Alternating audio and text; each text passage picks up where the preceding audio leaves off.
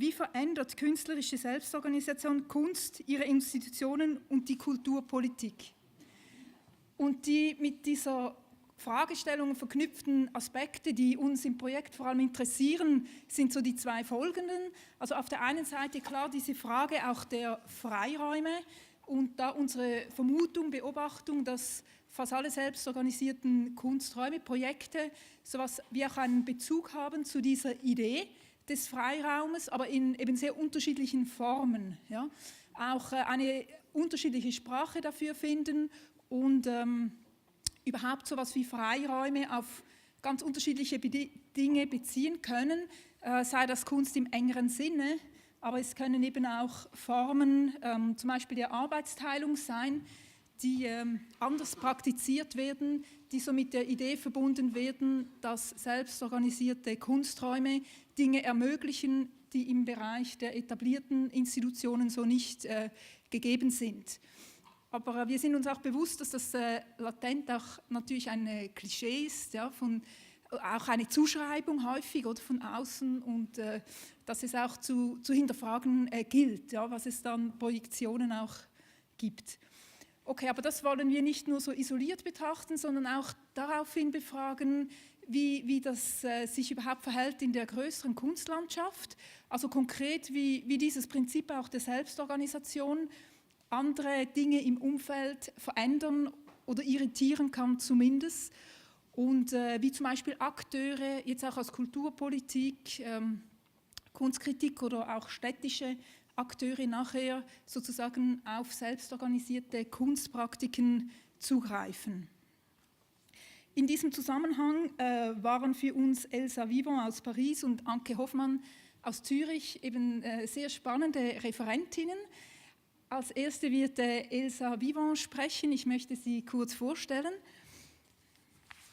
Sie lehrt und unterrichtet an der École d'Urbanisme de Paris und hat mehrere Jahre geforscht, vor allem zum Zusammenhang künstlerischer, selbstorganisierter Praktiken, die sie auch als Off-Lieu bezeichnet, und Bereichen der Stadtpolitik, Stadtentwicklung.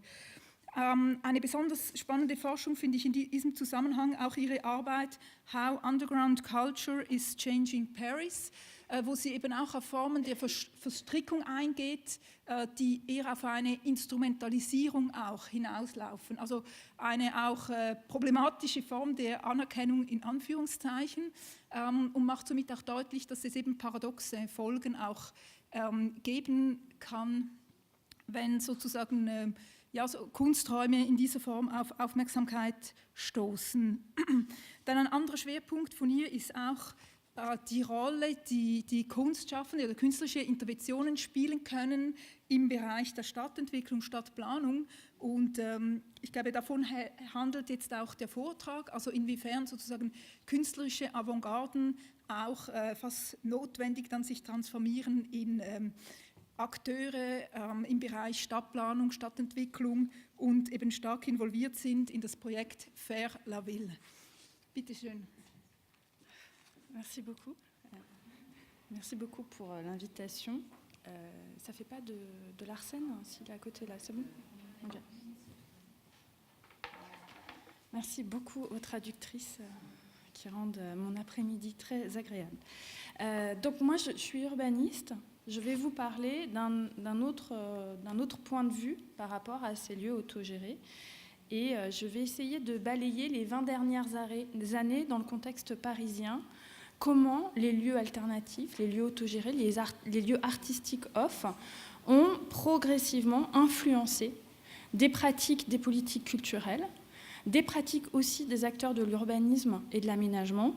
Et en retour, comment ces influences vont modifier les acteurs, les collectifs de ces lieux artistiques autogérés.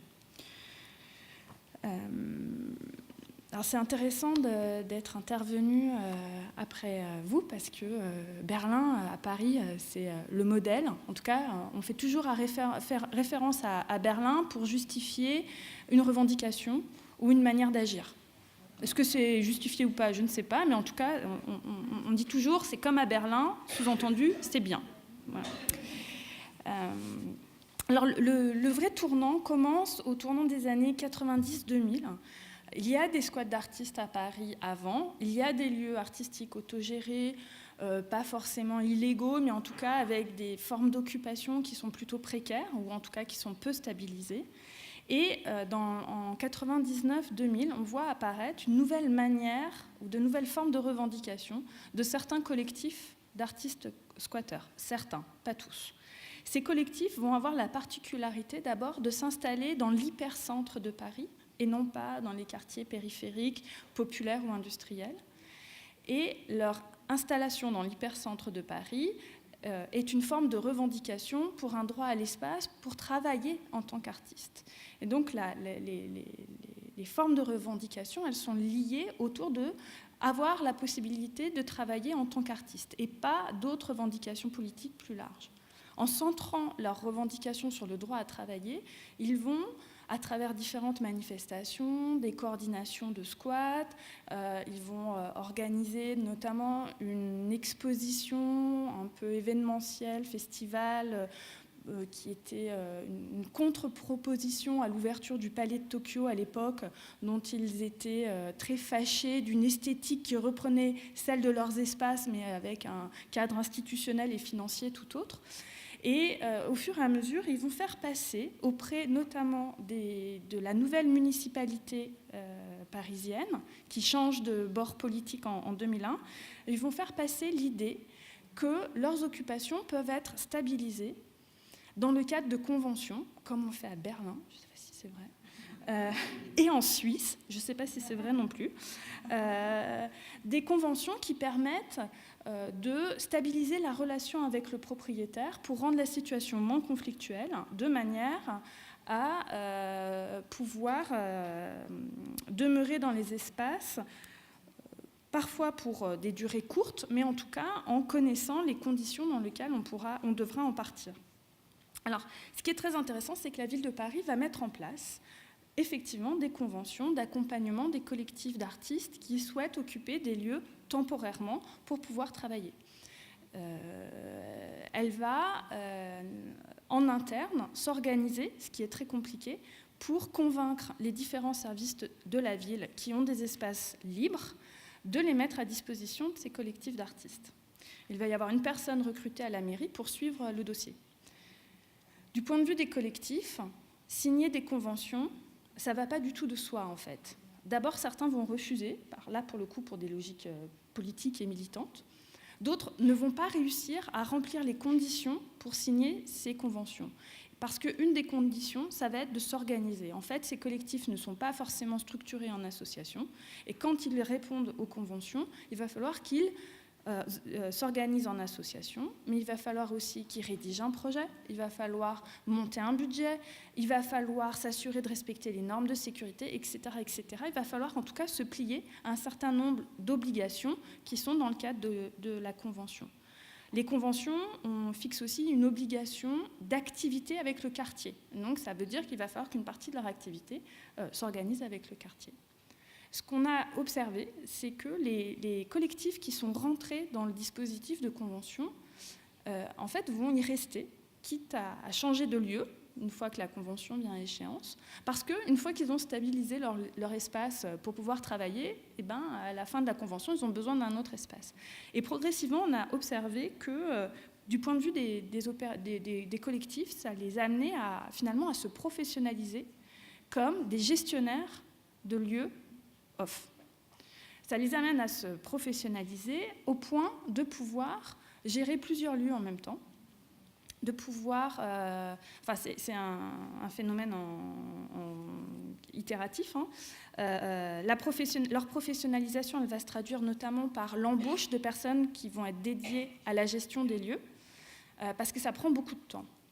La contrepartie, c'est qu'il va falloir trouver des financements pour financer ces emplois. Et donc là, on a une spirale de professionnalisation qui se renforce, puisque rentrer dans le système de convention et vouloir s'y maintenir nécessite de trouver les moyens pour pouvoir assurer la prise en charge en termes de tout ce qui est le travail de gestion du lieu. ce qui va entrer en tension avec la logique autogestionnaire initiale, puisque si finalement la gestion du lieu elle est dédiée à des gens qui sont employés pour ça, on passe à une autre logique. Une autre logique dont vous allez voir qu'elle va rentrer en résonance avec d'autres évolutions dont je vais parler par la suite.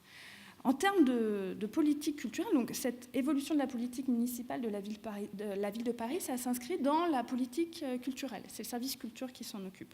À l'échelle nationale aussi, au tournant des années 2000, on observe une prise d'intérêt des acteurs publics culturels pour les lieux off, à Paris et ailleurs, et il va y avoir en 2002 une étude qui est commanditée par le ministère, qui dans le milieu a fait beaucoup parler d'elle, a été très bien accueillie, qui était une étude qui s'appelait l'étude sur les nouveaux territoires de l'art, et qui a consisté à une enquête auprès de squads d'artistes, de lieux transformés, autogérés, pas forcément illégaux, mais en tout cas où des collectifs organiser différemment la manière de faire de l'art et de rencontrer les publics de l'art.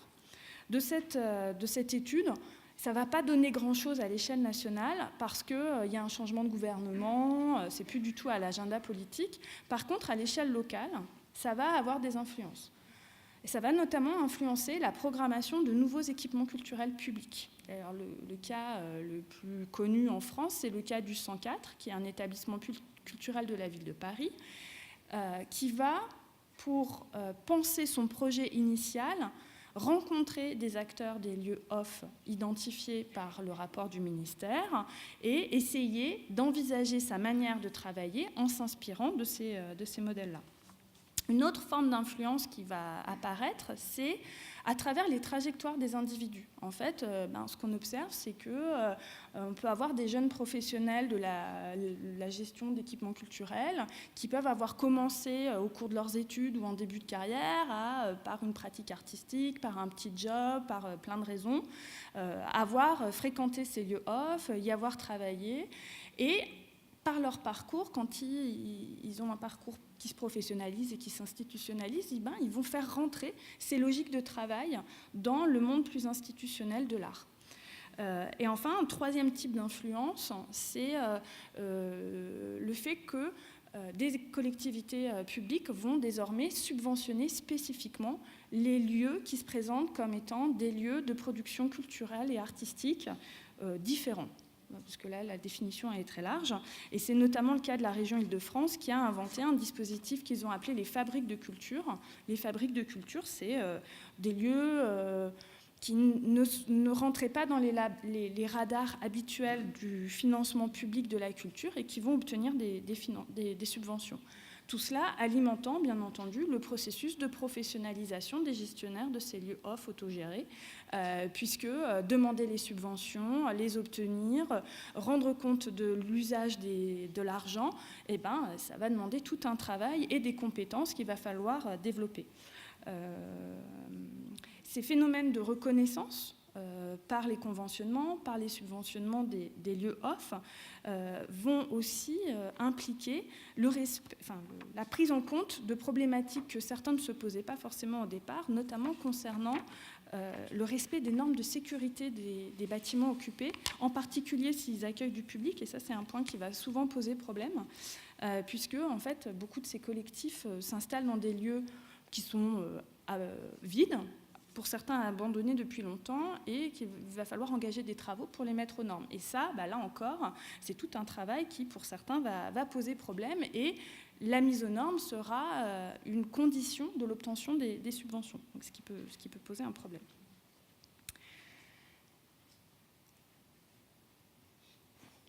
C'est bon ? Okay. Deuxième temps de mon intervention, c'est que ces lieux off, ces pratiques d'usage temporaire de l'espace pour inventer des nouvelles manières de travailler ensemble et de travailler avec le public, etc., en fait, ça va influencer d'autres pratiques dans d'autres univers professionnels, et en particulier dans le monde de l'urbanisme et de l'aménagement et de l'immobilier.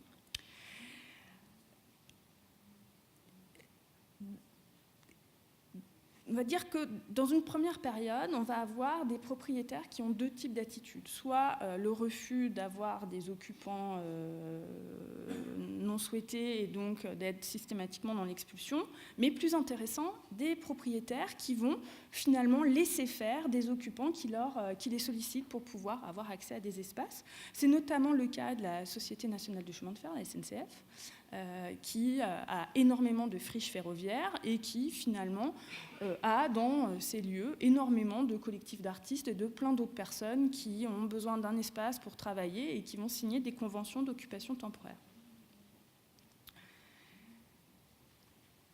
Ce qu'on observe aujourd'hui, c'est qu'on n'est plus dans une logique de laisser-faire, on est plutôt dans une logique de sollicitation. C'est-à-dire que des propriétaires progressivement vont solliciter des occupants. J'ai oublié une étape. La deuxième étape, donc il y a les bienveillants, il y a les sollicitateurs, et il y a ceux qui vont quand même soutenir les démarches qui sont là, mais je ne vais pas en parler parce que ça perd le fil, c'est pas grave. Donc des propriétaires qui vont solliciter des occupants. Et là encore, c'est la SNCF qui va avoir la pratique la plus novatrice en la matière. Elle lance un appel à projet il y a 2 ans, en disant « artistes, collectifs d'artistes, on vous met 15 espaces à disposition, venez les occuper si vous voulez, vous devez remplir pour ça un dossier et on vous sélectionnera peut-être ». Alors ça a été l'objet d'énormément de controverses dans le milieu artistique, en particulier milieu artistique qui s'intéresse aux espaces off, aux espaces autogérés, aux autres manières de travailler, en particulier parce que en fait, les personnes qui ont rédigé cet appel à projet à la SNCF, ils n'y connaissent rien du tout en milieu artistique et ils l'ont rédigé comme ils rédigeraient un appel à projet pour d'autres types d'acteurs, et ils avaient mis un certain nombre d'obligations qui étaient absolument intenables pour des opérateurs off. Donc ils ont revu leur copie et au final, ils ont sélectionné plusieurs projets. La plupart n'ont pas pu se faire parce que ce qui est très intéressant, c'est qu'ils se sont rendus compte que les lieux qui étaient mis à disposition en fait étaient absolument pas aux normes de sécurité et donc ils n'ont pas pu lancer les projets. Donc c'est la SNCF elle-même qui s'est rendu compte après coup que ces lieux n'étaient pas aux normes et qu'elle ne pouvait pas assurer la responsabilité d'accueillir des occupants. Mais il y a 2 types de projets, 2 ou 3 types de projets dont on peut parler et qui montrent bien comment aujourd'hui, derrière une forme qui apparaît similaire, à savoir occuper temporairement des espaces pour répondre à des besoins, pour faire des choses différentes, en fait, on voit apparaître à travers ces appels à projets différentes formes qui interrogent sur le devenir futur et les possibilités futures pour des artistes de pouvoir encore accéder à des espaces pour pouvoir monter des projets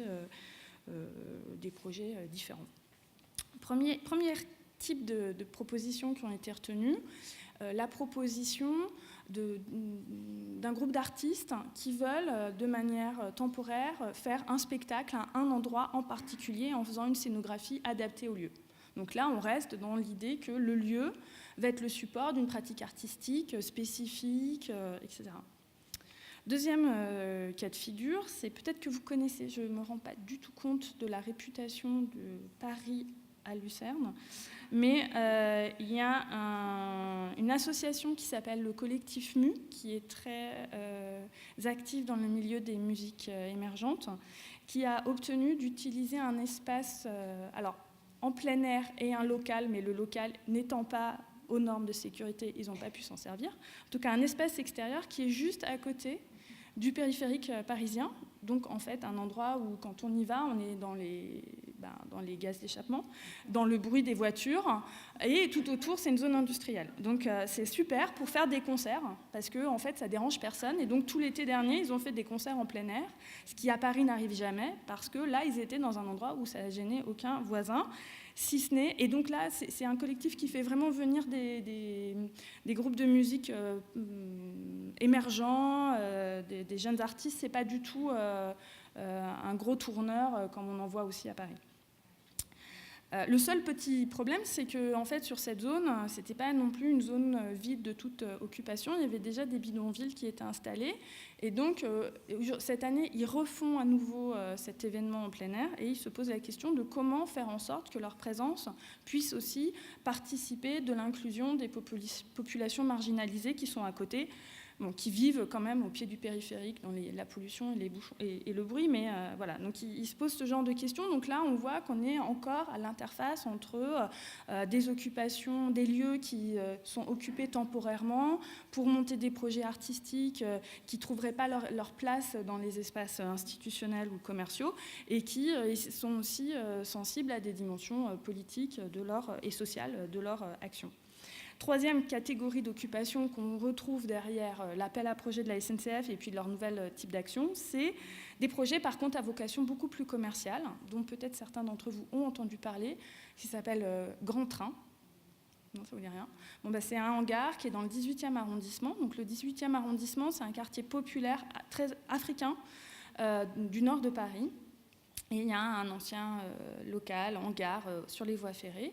Et depuis 2 étés, ce lieu est occupé par 2 entreprises spécialisées dans l'événementiel qui transforment cet espace pour en faire une sorte de Biergarten géant où plusieurs restaurateurs parisiens viennent faire des petites échoppes et où finalement la bière est relativement chère pour ce quartier. Et là, on est dans une logique qui n'est que commerciale, puisqu'il n'y a pas d'artistes qui viennent ni travailler pour inventer des formes nouvelles, ni présenter des projets nouveaux. Et la dimension sociale du projet peut être contestée, ou en tout cas, elle l'a été. Pour autant, ce qui est intéressant, c'est que ça pose quand même des questions sur pourquoi la SNCF fait ça au final, sachant qu'en fait, elle fait ça depuis très très longtemps, sauf qu'elle n'en parle pas parce qu'au niveau national, ils ne le savent même pas, la SNCF, qu'ils ont plein d'artistes dans leurs locaux. En fait, c'est à la fois souvent perçu comme des pratiques de valorisation de l'espace, donc en se disant que la présence de ces artistes va contribuer de la valorisation des sites pour pouvoir mieux les commercialiser pour des promoteurs. Donc cette critique, elle s'inspire beaucoup de ce qui est observé depuis 30 ans dans les pratiques de projets urbains où la transformation de la ville est associée à la création d'un lieu culturel qui permet de renforcer l'attractivité du territoire pour mieux vendre les espaces immobiliers. Donc cette critique, elle a été beaucoup énoncée, mais en fait, quand on observe de l'intérieur ce qui s'est passé à la SNCF, en fait, c'est plus compliqué que ça. En fait, au sein de la SNCF, c'est une entreprise qui change énormément, et à travers ce projet d'accueillir temporairement des initiatives dans ces locaux, en fait, c'était pour eux une démarche qui avait surtout vocation en interne à contribuer à ce qu'on appelle l'accompagnement du changement. Ouais, ok. C'est-à-dire le fait qu'une entreprise transforme son organisation et son mode de management et qu'il va falloir entraîner les salariés dans ce changement et les convaincre et les embarquer dans la transformation de l'entreprise. Et en fait, ces occupations temporaires pour la SNCF, elles ont beaucoup vocation à utiliser des projets un peu marginaux par rapport à l'activité de la SNCF pour contribuer à plus de transversalité entre les équipes et participer de la réorganisation du service. Donc on voit que ça n'a en fait rien à voir avec ce qu'on s'imagine de l'extérieur. Donc, il y aurait plein d'autres exemples à présenter, mais je pense que mon temps est presque terminé. Mais ça m'amène à quand même la dernière évolution actuelle dans le cadre parisien, c'est que si des gros propriétaires sollicitent des occupants, en fait, ce qu'on voit apparaître depuis 2 ou 3 ans, c'est que ces occupants eux-mêmes changent de nature parce qu'on a des professionnels, plutôt des jeunes professionnels de l'immobilier, qui se positionnent comme essayant d'inventer une nouvelle fonction et un nouveau métier qui serait celui de gérer temporairement les espaces vacants. Et donc on a comme ça des associations qui se sont constituées, il y en a plusieurs, qui sont portées par des jeunes architectes, urbanistes, professionnels de l'immobilier et qui se positionnent notamment sur ces appels à projets en donnant à voir leurs capacités et leurs compétences en tant que spécialistes de l'immobilier, donc, dont ils maîtrisent les codes, ils maîtrisent le vocabulaire, ils maîtrisent les outils pour pouvoir gérer des biens, et ils se présentent comme étant ceux à qui on peut faire confiance pour gérer des espaces vacants, charge à eux ensuite de trouver des occupants, artistes, associations d'insertion, artisans, start-up, etc., pour faire vivre ces lieux le temps d'attente qu'ils soient démolis ou qu'ils deviennent autre chose. Alors cette évolution, elle pose un certain nombre de questions. Elle est justifiée, alors là encore, à Berlin, le Zwischennutzung. Ouais, c'est ça, le Zwischennutzung. Donc ça va servir aussi de modèle pour justifier ce type de pratique, c'est-à-dire l'idée qu'on peut trouver un ajustement entre une offre et une demande, une offre d'espace vacant et une demande de lieu pour pouvoir faire des projets, et qu'il y aurait un acteur intermédiaire qui se positionne à cet endroit-là pour faire le go-between. Alors ça a plusieurs effets, en tout cas ça pose un certain nombre de questions par rapport aux possibilités des collectifs d'artistes autogérés de pouvoir avoir accès maintenant aux espaces vacants. C'est qu'en fait ces professionnels de l'immobilier, quand il s'agit d'appels à projets, ou ces professionnels de l'événementiel, en fait ils sont beaucoup plus dotés en termes de compétences pour pouvoir répondre comme il faut, pour plaire aux propriétaires et satisfaire leurs attentes. Et de fait, en fait, les appels à projets, ça crée des effets de concurrence entre les collectifs qui posent énormément de problèmes aux collectifs autogérés qui se sont progressivement professionnalisés parce qu'ils ne veulent pas rentrer en concurrence les uns avec les autres. Par contre, ces jeunes professionnels de l'immobilier, a priori, ça leur pose moins de problèmes parce que même s'ils s'en défendent, et là je suis très loin, je peux le dire, mais si je suis à Paris, je ne pourrais pas le dire. Parce que c'est aussi aujourd'hui encore compliqué de dire « ouais, mais vous êtes des professionnels de l'immobilier ». Et de fait, vous n'avez pas les mêmes compétences que quelqu'un qui sort de l'école d'art, le Lucerne. Vous ne pensez pas pareil. Donc ça pose quand même ce genre de questions. Est-ce qu'on n'arrive pas aujourd'hui à une forme de mise en concurrence des types d'opérateurs qui vont pouvoir avoir accès à des espaces vacants pour pouvoir mener des projets tels qu'ils les imaginent ? Voilà. Mais du point de vue, puisque moi je suis urbaniste quand même, et que ces jeunes professionnels, je les forme, moi ça m'amène aussi à poser une autre question qui est pourquoi il y a un tel engouement dans le monde de l'aménagement, de l'urbanisme et de l'immobilier pour ces expériences. C'est peut-être pas forcément parce qu'on est uniquement dans une logique capitalistique de recherche de profit en se disant que ça va permettre de valoriser l'espace, parce que dans le cadre parisien, moi, à mes yeux, il n'y a plus besoin de valoriser l'espace parce qu'on est déjà arrivé au maximum.